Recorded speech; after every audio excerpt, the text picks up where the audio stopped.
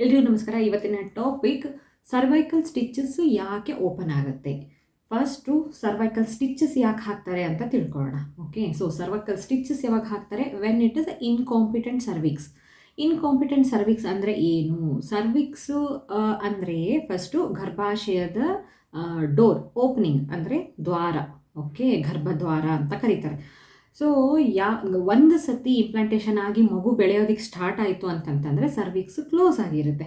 And ಮಗು full ಬೆಳ್ಕೊಳ್ಳೋವರೆಗೂ ಅದು close ಆಗಿನೇ ಇದ್ದು ಮಗು ಆಚೆ ಬರದೇ ಇರೋ ಹಾಗೆ ತಡೆಯುವಂತಹ ಕೆಲಸನ ಸರ್ವಿಕ್ಸು ಮಾಡಬೇಕು. ಓಕೆ, ಏನು ಒಂದು ಜಸ್ಟ್ ಇಮ್ಯಾಜಿನ್ ಮಾಡ್ಕೊಳ್ಳಿ, ಒಂದು ರೂಮಲ್ಲಿ ಒಬ್ಬರನ್ನ ಕೂಡ ಹಾಕಿರ್ತೀರ, ಡೋರ್ ಕ್ಲೋಸ್ ಮಾಡಿರ್ತೀರ. ಓಕೆ, ಸೊ ಆ ಡೋರ್ ಓಪನ್ ಆದರೆ ಒಳಗಡೆ ನೀವು ಯಾರನ್ನ ಇಟ್ಟಿದ್ದೀರಾ ಅವರು ಹೊರಗಡೆ ಬರ್ತಾರೆ ಅಲ್ವಾ? ಸೇಮ್ ಥಿಂಗು ಗರ್ಭಾಶಯಕ್ಕೂ ಕೂಡ, ಯೂಟ್ರಸ್ಗೂ ಕೂಡ.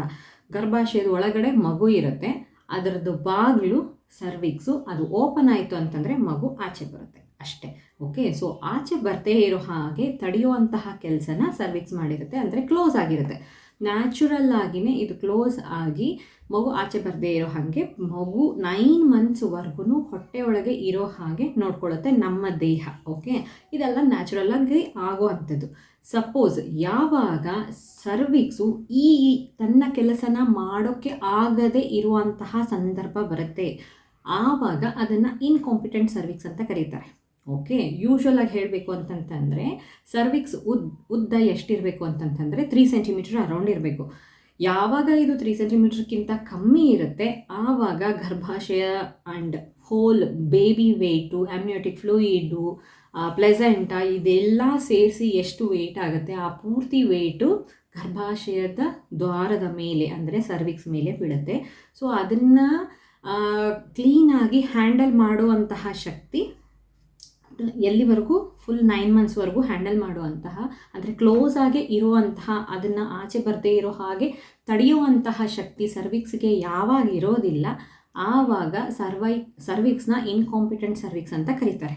ಓಕೆ, ಅಷ್ಟು ಸಾಮರ್ಥ್ಯ ಇಲ್ಲ ಅಂತ. ಸೊ ಯಾವಾಗ ಇದು ಗೊತ್ತಾಗುತ್ತೆ ಅಂತಂತಂದರೆ ಸ್ಕ್ಯಾನ್ ರಿಪೋರ್ಟ್ಸಲ್ಲಿ ಯಾವಾಗ ಸರ್ವಿಕ್ಸ್ನ ಉದ್ದ ಕಮ್ಮಿ ಇರುತ್ತೆ, 3 ಸೆಂಟಿಮೀಟರ್ಗಿಂತ ಕಮ್ಮಿ ಇರುತ್ತೆ ಯೂಶ್ವಲ್ ಆಗಿ, ಆವಾಗ ಡಾಕ್ಟರ್ಸು ಗೊತ್ತಾಗುತ್ತೆ ಸರ್ವಿಕ್ಸು ಶಾರ್ಟ್ ಸರ್ವಿಕ್ಸ್ ಇದೆ. ಸೊ ಹಾಗಾಗಿ ಸ್ಟಿಚಸ್ ಹಾಕಬೇಕಾಗತ್ತೆ ಅಂತ ಹೇಳಿ ಸರ್ವಿಕ್ಸಿಗೆ ಸ್ಟಿಚಸ್ ಹಾಕ್ತಾರೆ. ಓಕೆ, ಸೊ ಒಳಗಡೆ ಏನಂತಾರೆ ಅದಕ್ಕೆ, ಈಗ ನಾರ್ಮಲ್ ಡೋರ್ ಲಾಕ್ ಮಾಡಿರ್ತೀರ ಆಯಿತಾ, ಆದ್ರೂ ಲಾಕ್ ಓಪನ್ ಮಾಡಿಕೊಂಡು ಬರುವಂತಹ ಚಾನ್ಸಸ್ ಇದೆ ಅಂತ ಹೇಳಿಬಿಟ್ಟು ಹೊರಗಡೆಗೆ ಲಾಕ್ ನಾರ್ಮಲ್ ಪತ್ತ ಬರುತ್ತಲ್ಲ ಅಂತ ಲಾಕ್ ಹಾಕ್ತೀವಲ್ವ, ಆ ಥರ ಸ್ಟಿಚಸ್ ಹಾಕ್ತಾರೆ ಗರ್ಭದ್ವಾರಕ್ಕೆ. ಓಕೆ, ಅದೇ ಸರ್ವೈಕಲ್ ಸ್ಟಿಚಸ್. ಇದೆಲ್ಲ ಅನಸ್ತೇಷಿಯಾ ಕೊಟ್ಟು ಮಾಡೋದ್ರಿಂದ ಜಾಸ್ತಿ ನೋವಾಗೋದಿಲ್ಲ ಆ್ಯಂಡ್ ಮಾಡಿಸಿರೋ ದಿವಸನೇ ನೀವು ಮನೆಗೆ ಕೂಡ ಹೋಗ್ಬೋದು. ಈಗೇನು ಅಂತಂದರೆ ಸ್ಟಿಚಸ್ ಹಾಕಿರುವಂತಹ ಸರ್ವಿಕ್ಸು ಓಪನ್ ಆಗಿರುತ್ತೆ. ಕೆಲವೊಂದಿಷ್ಟು ಜನಕ್ಕೆ ಸ್ಟಿಚಸ್ ಓಪನ್ ಆಗಿರುತ್ತೆ. ಓಕೆ, ಸ್ಟಿಚಸ್ ಹಾಕಿಸ್ಕೊಳ್ಳೋದೇ ಕಷ್ಟ, ಆಲ್ರೆಡಿ ಥ್ರೆಟ್ನಿಂಗ್ ಇರುತ್ತೆ. ಥ್ರೆಟ್ ಅಂತಂದರೆ ಸರ್ವಿಕ್ಸ್ ಓಪನ್ ಆಗುವಂತಹ ಸಾಧ್ಯತೆ ಇದೆ ಅಂದವಾಗಲೇ ಸ್ಟಿಚಸ್ ಹಾಕಿರ್ತಾರಲ್ವ. ಸೊ ಸ್ಟಿಚಸ್ಸೇ ಓಪನ್ ಆಗುತ್ತೆ ಅಂತಂತಂದರೆ ಮಗು ಯಾವುದೇ ಟೈಮಲ್ಲೂ ಬೇಕಾದರೂ ಡೆಲಿವರ್ ಆಗುವಂತಹ ಸಾಧ್ಯತೆ ಇರುತ್ತೆ. ಸೊ ಅದೇ ಭಯ. ಅದು ಆಗದೇ ಇರೋ ಹಾಗೆ ತಡೆಯೋದಕ್ಕೆ ಆದಷ್ಟು ಪ್ರೆಗ್ನೆನ್ಸಿನ ಮುಂದಕ್ಕೆ ಪುಷ್ ಮಾಡೋದಕ್ಕೋಸ್ಕರನೇ ಸ್ಟಿಚಸ್ ಹಾಕ್ತಾರೆ. ಈ ಹಾಕಿರೋಂತಹ ಸ್ಟಿಚಸ್ಸು ಓಪನ್ ಆಗುತ್ತಾ ಅಂತ ಕೇಳಿದ್ರೆ ಖಂಡಿತವಾಗ್ಲೂ ಕೆಲವೊಂದಿಷ್ಟು ಜನಕ್ಕೆ ಓಪನ್ ಆಗುತ್ತೆ. ಓಕೆ, ಸೊ ಯಾಕೆ ಓಪನ್ ಆಗುತ್ತೆ ಈ ಥರ ಸ್ಟಿಚಸ್ ಹಾಕಿರೋ ಸ್ಟಿಚಸ್ಸು, ಸರ್ವೈಕಲ್ ಸ್ಟಿಚಸ್ಸು ಓಪನ್ ಆಗುತ್ತೆ ಅಂತಂದರೆ ಯಾಕೆ ಓಪನ್ ಆಗುತ್ತೆ? ಸೊ ಏನೆಲ್ಲ ರೀಸನ್ಸ್ ಇರಬಹುದು ಅನ್ನೋದನ್ನು ನೋಡ್ತಾ ಹೋಗೋಣ ಬನ್ನಿ. ಸೊ ಅದರಲ್ಲಿ first reason infection around stitches. ಯಾವುದೇ ಒಂದು ನಮ್ಮ ದೇಹ ನ್ಯಾಚುರಲ್ ಆಯಿತಾ, ಎಲ್ಲೇ ಆಗಲಿ ಹೀಗೆ ಕಟ್ಟಾಗಿದೆ, ತುಂಬ ಕಟ್ಟಾಗಿದೆ ಅಂತ ಅಂದವಾಗ ಅಲ್ಲಿಗೆ ಸ್ಟಿಚ್ ಹಾಕಿ ಅದನ್ನು ಮುಚ್ಚುತ್ತಿದ್ದಾರೆ ಅಂತಂತಂದರೆ ಅದಕ್ಕೆ ಆ್ಯಂಟಿಬಯೋಟಿಕ್ಸ್ ಎಲ್ಲ ಕೊಟ್ಟಿರ್ತಾರೆ. ಅದು ಕೀವು ತುಂಬಿಕೊಳ್ಳದೆ ಇರೋ ಹಾಗೆ ನೋಡ್ಕೋಬೇಕು ಅಂತ ಹೇಳ್ತಾರೆ. ನೀರು ಬೀಳಿಸ್ಬೇಡಿ ಅಂತ ಹೇಳ್ತಾರೆ ಅಲ್ವಾ? ಸೇಮ್ ಥಿಂಗ್ ಸರ್ವೈಕಲ್ ಸ್ಟಿಚಸ್ಗೂ ಕೂಡ. ಓಕೆ, ಸೊ ಸರ್ವೈಕಲ್ ಸ್ಟಿಚಸ್ ಎಲ್ಲಿ ಹಾಕಿರ್ತಾರೆ ಅಂದರೆ ಹೊಲಿಗೆ ಎಲ್ಲೆಲ್ಲಿ ಹಾಕಿರ್ತಾರೆ. ಹೊಲಿಗೆ ಅಪ್ಪ ಸ್ಟಿಚಸ್ ಅಂತಂದರೆ ಏನು ಬೇರೆ ಅಲ್ಲ, ಹೊಲಿಗೆ ಆಯಿತಾ. ಈಗೆಲ್ಲೋ ಬಿದ್ದು ಗಾಯ ಮಾಡಿಕೊಂಡು ಹಣೆ ಹೊಡ್ಕೊಂಡು ಕೈ ಹೊಡ್ಕೊಂಡ್ವಿ ಏನೋ ಮಾಡ್ಕೊಂಡಿದ್ದೀವಿ ಅಂತಂತಂದರೆ ಹಿಂಗೆ ಉದ್ದಕ್ಕೂ ಹೊಲಿಗೆ ಹಾಕ್ತಾರಲ್ವ, ಹಾಗೆ ಓಕೆ, ಅದನ್ನು ಸರ್ವಿಕ್ಸ್ ಓಪನ್ ಆಗದೆ ಇರೋ ಹಾಗೆ ಹೀಗೆ ಟೈ ಮಾಡಿರ್ತಾರೆ. ಆ ಹೊಲಿಗೆ ಓಪನ್ ಆಗೋದಕ್ಕೆ ಕಾರಣ ಹೊಲಿಗೆ ಹಾಕಿರೋ ಜಾಗದಲ್ಲಿ ಏನಾದರೂ ಇನ್ಫೆಕ್ಷನ್ ಆಗಿತ್ತು ಅಂತಂತಂದರೆ ಹೊಲಿಗೆ ಬಿಚ್ಚುವಂತಹ ಸಾಧ್ಯತೆ ಇರುತ್ತೆ. Okay, too much premature pressure or activity on stitches ಅಂದರೆ ಈಗ ತುಂಬ ಹೆವಿ ಆದಂತಹ ಭಾರ ಎತ್ತೋದು, ಯೂಶ್ವಲ್ ಆಗಿ ಪ್ರೆಗ್ನೆಂಟ್ ಇರೋರು ಯಾರೂ ಎತ್ತಲ್ಲ, ಆಕ್ಸಿಡೆಂಟಲಿ ಭಾರ ಎತ್ತೋದಾಗಿರ್ಬೋದು, ಸ್ಟಿಚ್ಚಸ್ ಮೇಲೆ ಪ್ರೆಷರ್ ಬೀಳುವಂತಹ ಯಾವುದೇ ಒಂದು ಕೆಲಸದಿಂದ ಸ್ಟಿಚ್ಚಸ್ ಓಪನ್ ಆಗುವಂತಹ ಸಾಧ್ಯತೆ ಇರುತ್ತೆ. ಇದು ಯಾವ ಮಟ್ಟಿಗೆ ಹೇಳ್ಬೋದು ಅಂತಂತಂದರೆ ಇಂಟರ್ಕೋರ್ಸ್ ಮಾಡಿದ್ರೂ ಕೂಡ ಸ್ಟಿಚ್ಚಸ್ ಓಪನ್ ಆಗುವಂತಹ ಸಾಧ್ಯತೆ ಇರುತ್ತೆ. ಸೊ ಹಾಗಾಗಿ ಟೆಂಪ್ಟ್ ಕೂಡ ಆಗಬಾರ್ದು, ಆದಷ್ಟು ನ್ಯೂಟ್ರಲ್ ಆಗಿ ಇರೋ ಹಂಗೆ ಟ್ರೈ ಮಾಡಿ. ಯಾರಿಗೆ ಸ್ಟಿಚ್ಚಸ್ ಹಾಕಿರ್ತಾರೆ ಅಂಥವ್ರಿಗೆ ಆ್ಯಂಡ್ ಅದು ಏನು ಸ್ಟಿಚ್ಚಸ್ ಹಾಕಿ ತುಂಬ ದಿವಸ ಆಗಿಲ್ಲ, ಫ್ಯೂ ಡೇಸ್ ಮಾತ್ರ ಆಗಿದೆ ಅಂತಂದಾಗ ಟೆಂಪ್ಟ್ ಆಗೋವಂತಹ ಯಾವುದೇ ಕೆಲಸ ಮಾಡಬಾರ್ದು. ಆ್ಯಂಡ್ ಇಂಟರ್ಕೋರ್ಸ್ ಕೂಡ ಮಾಡಬಾರ್ದು, ವೆಯ್ಟ್ ಲಿಫ್ಟಿಂಗ್ ಕೂಡ ಮಾಡಬಾರ್ದು. ಇದರಲ್ಲಿ ಯಾವುದಾದ್ರೂ ನೀವು ಮಾಡಿದ್ದೀರಾ ಅಂತಂತಂದರೆ ಸ್ಟಿಚ್ಚಸ್ ಓಪನ್ ಆಗುವಂತಹ ಸಾಧ್ಯತೆ ಇರುತ್ತೆ. Weak healing process. ಒಬ್ಬೊಬ್ಬರಿಗೆ ಗಾಯ 3 ದಿವಸದಲ್ಲಿ ವಾಸಿ ಆಗುತ್ತೆ. ಸೇಮ್ ಗಾಯ ಒಬ್ಬರಿಗೆ 3 ದಿವಸದಲ್ಲಿ ವಾಸಿ ಆಗುತ್ತೆ, ಇನ್ನು ಕೆಲವೊಂದು ಜನಕ್ಕೆ 6 ದಿವಸಕ್ಕೆ ವಾಸಿ ಆಗುತ್ತೆ. Okay, so it depends on body. So ಹಾಗಾಗಿ ನಿಮಗೆ ಹಾಕಿರೋ ಸ್ಟಿಚಸ್ಸು ಪ್ರಾಬಬ್ಲಿ ನಿಮಗೆ ಗಾಯ ವಾಸಿ ಆಗೋದಕ್ಕೆ ಜಾಸ್ತಿ ಟೈಮ್ ತೊಗೊಂಡಿರಬಹುದು. ಆ ಪರ್ಟಿಕ್ಯುಲರ್ ಟೈಮಲ್ಲಿ ನೀವು ಯಾವುದಾದ್ರೂ ಫಿಸಿಕಲ್ಲಾಗಿ ತುಂಬ ಎಕ್ಸೆಸಿವ್ ಆಗಿ ಯಾವುದಾದ್ರೂ ಆ್ಯಕ್ಟಿವಿಟಿ ಮಾಡಿರಬಹುದು, ಫಿಸಿಕಲ್ ಆ್ಯಕ್ಟಿವಿಟಿ ಮಾಡಿರಬಹುದು, ಅಥವಾ ಹೆವಿ ವೇಟ್ ಏನಾದರೂ ಲಿಫ್ಟ್ ಮಾಡಿರಬಹುದು.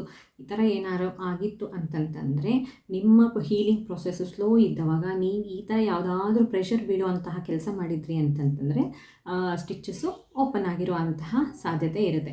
ಇದನ್ನು ಬಿಟ್ಟರೆ ವೀಕ್ ಟಿಶ್ಯೂ, ಸರ್ವಿಕ್ಸೇ ತುಂಬ ವೀಕ್ ಇದೆ ಅಂತಂತಂದ್ರೂ ಕೂಡ ಸ್ಟಿಚ್ಚಸ್ ಹೀಲ್ ಆಗೋದು ಲೇಟ್ ಆಗುತ್ತೆ ಆ್ಯಂಡ್ ಹಾಕಿರೋ ಸ್ಟಿಚ್ಚಸ್ಸು ಸಾಲದೆ ಬರಬಹುದು. Drastic cervical changes. ಈ ಸತಿ ಸ್ಕ್ಯಾನ್ ರಿಪೋರ್ಟಲ್ಲಿ ನೋಡಿ 3.5 ಸೆಂಟಿಮೀಟರ್ ಏನೋ ಇರುತ್ತೆ. ನೆಕ್ಸ್ಟ್ ಸ್ಕ್ಯಾನಿಂಗ್ ಈಗಲ್ಲಿ ಹೋಗಿ ಸಮ್ಟೈಮ್ಸ್ ಅದು 4 ಸೆಂಟಿಮೀಟರ್ ಇರ್ಬೋದು, ಕೆಲವೊಂದಿಷ್ಟು ಸತಿ 3ಗಿಂತ ಕಮ್ಮಿ ಬಂದಿರಬಹುದು. ಓಕೆ, ಸೊ ಶಾರ್ಟ್ನಿಂಗ್ ಆಗಿರ್ಬೋದು, ಓಪನಿಂಗ್ ಆಗಿರ್ಬೋದು, ಆರ್ ಲೆಂತ್ನಿಂಗ್ ಆಗಿರ್ಬೋದು, ಅಂದರೆ ಉದ್ದ ಜಾಸ್ತಿ ಆಗಿರೋದಾಗಿರಬಹುದು, ಕಮ್ಮಿ ಆಗೋದಾಗಿರಬಹುದು, ಅಥವಾ ಓಪನಿಂಗ್ ಆಗಿರಬಹುದು. ಸೊ ಇದೆಲ್ಲನೂ ಚೇಂಜಸ್, ಸರ್ವೈಕಲ್ ಚೇಂಜಸ್ಸು ತುಂಬ ಡ್ರಾಸ್ಟಿಕ್ ಆಗಿ ಆಗುವಂಥದ್ದು. ಯಾರೂ ಪ್ರಿಡಿಕ್ಟ್ ಮಾಡೋದಕ್ಕಾಗೋದಿಲ್ಲ. ನಿಮಗೆ ಈ ಸತಿ 2.5 ಸೆಂಟಿಮೀಟರ್ ಇರುವಂತಹ ಸರ್ವಿಕ್ಸು ನೆಕ್ಸ್ಟ್ ಸ್ಕ್ಯಾನ್ ಅನ್ನೋಷ್ಟೊತ್ತಿಗೆ 3 ಸೆಂಟಿಮೀಟರ್ ಆಗಿರಬಹುದು ಅಥವಾ ಅದಕ್ಕಿಂತ ಕಮ್ಮಿ ಕೂಡ ಆಗಿರಬಹುದು. ಅದನ್ನು ಯಾರೂ ಹೇಳೋದಕ್ಕಾಗಲ್ಲ. ಈ ಥರ ಡ್ರಾಸ್ಟಿಕ್ ಸರ್ವೈಕಲ್ ಚೇಂಜಸ್ ಏನಾದರೂ ನಿಮ್ಮ ದೇಹದಲ್ಲಿ ಆಗ್ತಾ ಇತ್ತು ಅಂತಂತಂದರೆ ಸ್ಟಿಚ್ಚಸ್ ಓಪನ್ ಆಗಿರುವಂತಹ ಸಾಧ್ಯತೆ ಇರುತ್ತೆ. ಪ್ರೀಮೇಚರ್ ಲೇಬರ್. ನಿಮ್ಮ ಬಾಡಿ ಬೇಗನೆ ಲೇಬರ್ ಅಂದರೆ ಮಗು ಡೆಲಿವರಿ ಆಗೋದಕ್ಕೆ ಡೆಲಿವರಿ ಪ್ರಾಸೆಸ್ ಬೇಗ ನಿಮ್ಮ ದೇಹದಲ್ಲಿ ಸ್ಟಾರ್ಟ್ ಆಯಿತು ಅಂತಂತಂದರೆ, ತುಂಬ ಬೇಗ ಸ್ಟಾರ್ಟ್ ಆದರೆ ಸ್ಟಿಚ್ಚಸ್ ಓಪನ್ ಆಗುತ್ತೆ. Okay, improper placement of stitches ಅಂದರೆ ಸ್ಟಿಚ್ಚಸ್ ಹಾಕಿದ್ದೇ ತಪ್ಪಾಗಿರಬಹುದು, ಸಾಲದೇನೆ ಬಂದಿರಬಹುದು. ಕಂಪ್ಲೀಟಾಗಿ ಕ್ಲೋಸ್ ಆಗಿ ಇಡುವಂತಹ ಕೆಲಸನ ಈ ಸ್ಟಿಚ್ಚಸ್ ಮಾಡಬೇಕಾಗಿರೋದು. ಹಾಕಿರೋ ಸ್ಟಿಚ್ಚಸ್ಸೇ ಕಮ್ಮಿ ಇದೆ ಅಂತಂದವಾಗ ಸೊ ಓಪನ್ ಆಗುವಂಥ, ಈಗ ಯಾವುದಾದ್ರೂ ಈ ಶರ್ಟ್ ಏನಾದರೂ ಹಿಂಗೆ ಓಪನ್ ಆಗಿದೆ ಅಂತ ಅಂದ್ಕೊಳಪ್ಪ. ಓಕೆ, ಓಪನ್ ಆಗಿದೆ, ಇಷ್ಟುದ್ದ ಕಟ್ಟಾಗಿತ್ತು ಅಂತಂದರೆ ಮಿನಿಮಮ್ ಇಲ್ಲಿಂದ ಇಲ್ಲಿಗೆ ಒಂದು 10 ಹೊಲಿಗೆ ಹಾಕಬೇಕು. 10 ಹೊಲಿಗೆ ಹಾಕೋ ಹತ್ರ ನೀವು 3 ಹೊಲಿಗೆ ಹಾಕಿದ್ರಿ ಅಂತಂತಂದರೆ 2 ದಿವಸಲ್ಲೇ ಕಿತ್ತೋಗುತ್ತೆ ಅಲ್ವಾ, ಅಷ್ಟೇ. ಓಕೆ, ಸೊ ಹಾಕಿರುವಂತಹ ಸ್ಟಿಚ್ಚಸ್ಸು ಸಾಕಾಗಿರಲ್ಲ ಒಂದು. ಆ್ಯಂಡ್ ಇಂಪ್ರಾಪರ್, ಇಲ್ಲಿ ಕಿತ್ತಿದೆ ಅಂತಂತಂದರೆ ಇಲ್ಲಿ ನೀಟಾಗಿ ಹಾಕಬೇಕು. ಇಲ್ಲೊಂದು ಹೊಲಿಗೆ ಹಾಕಿದ್ರಿ ಅಂತಂತಂದ್ರೂ ಕೂಡ ಯೂಸ್ ಇಲ್ಲ ಅಲ್ವಾ. ಸೊ ಹಾಗೆ ಈ ಸ್ಟಿಚ್ಚಸ್ ನೀಟಾಗಿ ಹಾಕಿಲ್ಲ ಅಂದ್ರೂ ಈ ಥರ ನಿಮ್ಮ ಸ್ಟಿಚ್ಚಸ್ ಓಪನ್ ಆಗಿರುವಂತಹ ಸಾಧ್ಯತೆ ಇರುತ್ತೆ. ಆ್ಯಂಡ್ ಎಷ್ಟು ಬೇಕಾಗಿದೆ ಅಷ್ಟು ಸ್ಟಿಚ್ಚಸ್ ಹಾಕಿರೋದಕ್ಕಿಂತ ಕಮ್ಮಿ ಹಾಕಿದ್ರೂ ಕೂಡ ಸ್ಟಿಚ್ಚಸ್ ಓಪನ್ ಆಗಿರಬಹುದು because of pressure.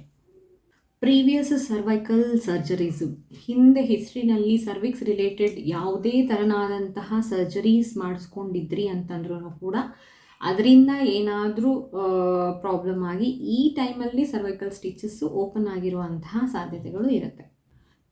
Next trauma to cervix. ಏನಾದರೂ ಇಂಜುರೀಸ್ ಆಗಿತ್ತು ಅಂತಂದರೆ ಸರ್ವಿಕ್ಸಿಗೆ, ಲೈಕ್ ಡೆಲಿವರಿತು 2-3 ಡೆಲಿವರಿ ನಾರ್ಮಲ್ ಡೆಲಿವರಿ ಆಗಿದ್ದು ಆ ಟೈಮಲ್ಲಿ ಏನಾದರೂ ಸರ್ವಿಕ್ಸಿಗೆ ಏನಾದರೂ ತೊಂದರೆ ಆಗಿತ್ತು ಅಂತಂತಂದರೆ ಏನಾದರೂ ಡ್ಯಾಮೇಜ್ ಆಗಿತ್ತು ಅಂತಂದ್ರೂ ಕೂಡ ಈ ಸರ್ತಿ ನಿಮಗೆ ಹಾಕಿರೋ ಸ್ಟಿಚ್ಚಸ್ಸು ಓಪನ್ ಆಗಿರಬಹುದು. ಸೊ ಸರ್ವೈಕಲ್ ಸ್ಟಿಚ್ಚಸ್ ಓಪನ್ ಆಗೋದಕ್ಕೆ ಏನೆಲ್ಲ ಕಾರಣಗಳು ಅಂತಂದರೆ ಈ ಎಲ್ಲ ಕಾರಣಗಳು. ಓಕೆ, ಸೊ ಏನು ಮಾಡಬಹುದು ಈ ಥರ ಆಯಿತು ಅಂತಂತಂದರೆ, ಫಸ್ಟು ಡಾಕ್ಟರ್ ಹತ್ರ ಹೋಗಿ ಮೀಟ್ ಮಾಡಿ ನಿಮಗೆ ಹೇಗೆ ಗೊತ್ತಾಗುತ್ತೆ ಸ್ಟಿಚ್ಚಸ್ ಓಪನ್ ಆಗ್ತಿದೆ ಅನ್ನೋದು ನಿಮಗೆ ಹೇಗೆ ಗೊತ್ತಾಗುತ್ತೆ ಅಂತಂದರೆ, ಪೆಲ್ವಿಕ್ ಏರಿಯಾನಲ್ಲಿ ಪ್ರೆಷರ್ ಏನಾದರೂ ಫೀಲ್ ಆಗ್ತಾ ಇತ್ತು ಅಂದರೆ, ವೈಟ್ ಡಿಸ್ಚಾರ್ಜ್ ಜಾಸ್ತಿ ಆಗ್ತಾ ಇತ್ತು ಅಂತಂತಂದರೆ, ಆ್ಯಂಡ್ ನಿಮಗೆ ಲೇಬರ್ ದೂರ ಇದ್ದೂ ವೈಟ್ ಡಿಸ್ಚಾರ್ಜ್ ಜಾಸ್ತಿ ಆಗ್ತಾ ಇದೆ ಅಂತಂದರೆ, ಆ್ಯಂಡ್ ಸ್ಪಾಟಿಂಗ್ ಆಗೋದು, ಬ್ಲೀಡಿಂಗ್ ಆಗೋದು ಆ ಥರ ಏನಾದರೂ ಆಯಿತು ಅಂತಂದರೆ, ಕ್ರ್ಯಾಂಪ್ಸ್ ಎಲ್ಲ ತುಂಬ ಜಾಸ್ತಿ ಆಯಿತು ಅಂತಂತಂದರೆ, ಆಲ್ ಆಫ್ ಎ ಸಡನ್ ನಿಮಗೆ ನಾರ್ಮಲ್ ಆಗಿದ್ದವರು ಒಂದೇ ಸತಿ ಸಡನ್ನಾಗಿ ಏನಾದರೂ ಡಿಫ್ರೆಂಟ್ ಅಂತ ಅನ್ನಿಸ್ತಾ ಇದೆ ಅಂತಂತಂದರೆ ಸ್ಟಿಚ್ಚಸ್ ಓಪನ್ ಆಗಿರುವಂತಹ ಸಾಧ್ಯತೆ ಇರುತ್ತೆ. ಸೊ ಇಮಿಡಿಯೇಟಾಗಿ ಡಾಕ್ಟರ್ನ ಮೀಟ್ ಮಾಡಿ ಫಸ್ಟು. ಓಕೆ, ಡಾಕ್ಟರ್ಸ್ ಏನು ಮಾಡ್ತಾರೆ ಅಂತಂತಂದರೆ, ಫಸ್ಟು ಇನ್ಫೆಕ್ಷನ್ನಿಂದ ಏನಾದರೂ ನಿಮ್ಮ ಸ್ಟಿಚ್ಚಸ್ ಎಲ್ಲ ಓಪನ್ ಆಗ್ತಿದೆ ಅನ್ನೋದಾದರೆ ಆ್ಯಂಟಿಬಯೋಟಿಕ್ಸ್ ಎಲ್ಲ ಕೊಡ್ತಾರೆ. ಇನ್ಫೆಕ್ಷನ್ ಆಗದೆ ಇರೋ ಹಾಗೆ, ಕಮ್ಮಿ ಆಗೋ ಹಾಗೆ, ಆಗಿರೋ ಇನ್ಫೆಕ್ಷನ್ನು ಕಮ್ಮಿ ಆಗೋ ಹಾಗೆ ನೋಡ್ಕೊತಾರೆ. ಸೊ ದ್ಯಾಟ್ ಸ್ಟಿಚ್ಚಸ್ಸು ಓಪನ್ ಆಗದೆ ಇರೋ ಹಾಗೆ ತಿಳಿಯುತ್ತೆ. ಓಕೆ, ಏನಾದರೂ ಸ್ಟಿಚ್ಚಸ್ ಇಂಪ್ರಾಪರ್ ಸ್ಟಿಚ್ಚಸ್ ಆಗಿತ್ತು ಅಥವಾ ಸ್ಟಿಚ್ಚಸ್ ಕಮ್ಮಿ ಆಗಿ ಇರೋ ಸ್ಟಿಚ್ಚು ಓಪನ್ ಆಗ್ತಾ ಇದೆ ಅಂತಂತಂದರೆ ಮತ್ತೆ ಹಾಕಿರೋ ಸ್ಟಿಚ್ಚಸ್ ಮೇಲೇ ಇನ್ನೊಂದು ರೌಂಡು ಸ್ಟಿಚ್ಚಸ್ ಹಾಕ್ತಾರೆ. ಓಕೆ, ಸರಿ ಮಾಡೋಕ್ಕೆ ಬರುತ್ತಾ ಅಂತ ನೋಡ್ತಾರೆ, ಅಂದರೆ ಟೈಟ್ ಮಾಡೋಕ್ಕೆ ಬರುತ್ತಾ ಅಂತ ನೋಡ್ತಾರೆ. ಇಲ್ಲ ಅಂತಂದರೆ ಎಕ್ಸ್ಟ್ರಾ ಸ್ಟಿಚ್ಚಸ್ ಬೇಕಾದರೆ ಎಕ್ಸ್ಟ್ರಾ ಸ್ಟಿಚ್ಚಸ್ ಕೂಡ ಹಾಕ್ತಾರೆ.